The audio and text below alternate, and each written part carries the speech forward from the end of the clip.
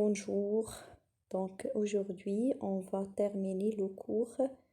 Bien, on va voir la suite de la deuxième partie, molécules organiques et modification du squelette carboné. Donc les alcynes, donc on a déjà vu les alcynes, comment on nomme les alcynes, ainsi que les isomères de chaîne et de position. Maintenant, on va voir les isomères ou bien l'isomérie ZE ou bien cis-trans.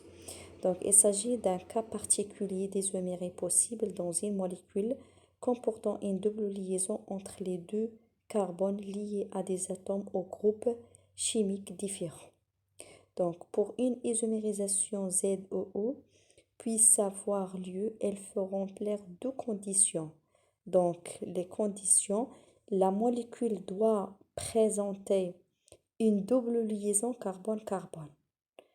Donc, les groupements de part et d'autre de la double liaison doivent être différents. D'accord?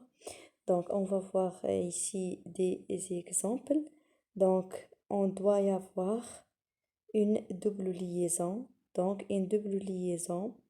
Et les groupements de part et d'autre de la double liaison doivent être différents. D'accord? Donc, les groupements B et grand B et petite b, ou bien A, petite a, doivent être différents. D'accord? Donc, si les deux groupements les plus importants sont des mêmes côtés, donc si on a ici les deux groupements prioritaires ou bien les importants. Donc, de même côté, ici, de même côté, on a ici la double liaison, d'accord, carbone-carbone, et les deux groupements de même côté, on l'appelle l'isomérie Z. Et c'est les deux groupements grand A et grand B ici, au deuxième exemple, de côtés différents, on dit que le molécule ou bien l'isomérie de type E. Donc, c'est le groupement prioritaire. Donc, si le groupement prioritaire se trouve de part et d'autre, il s'agit d'un isomère de type E.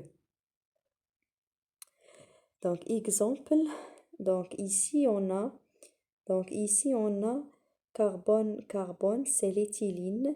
Donc, on a ici chlore. Donc, soit ici on a A et B, soit A et B de même nature, ou bien elle peut être différente. D'accord? Mais les deux substituants que se trouvent de deux côtés de carbone, de même carbone, il doit être différent pour qu'on a un Z ou bien un E.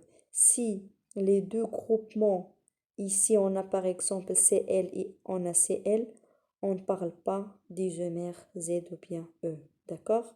Donc on doit y avoir deux hydrogènes ici et ici, ou bien ici, ou bien ici. Donc on doit y avoir deux hydrogènes et deux groupements, soit les deux groupements identiques, ou bien elle peut être différente ou bien identique, d'accord? Donc le nom ici, on a carbone. Donc la numérotation de la chaîne la plus longue, elle contient deux carbones. Donc 1, 2. Donc les deux groupements se trouvent de même côté, d'accord? De même côté de la double liaison. Donc, on a la double liaison. Les deux CS se trouvent de la même côté. Donc, on écrit Z.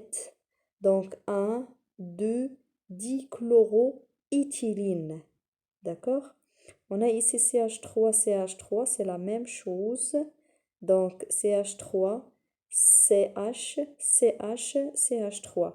Donc, la chaîne linéaire la plus longue, elle contient 4 carbones, d'accord? Donc, les deux substituants, on dit que les deux groupements CH3, ils se trouvent de la même côté, d'accord? Ne sont pas des substituants, mais elle appartient à la chaîne carbonée, d'accord? Mais elle se trouve de la même côté, de la liaison double. D'accord? C. Donc, Z, but de in. D'accord? 1, 2, 3, 4. Ou bien 1, 2. Donc 2, c'est quoi 2? 2, c'est l'indice le plus bas du premier carbone de la double liaison. D'accord? On a 1, 2. Donc la double liaison commence du carbone 1, pardon, du carbone 2, qui se trouve ici ou bien ici. C'est la même chose. Et donc, c'est l'isomère Z.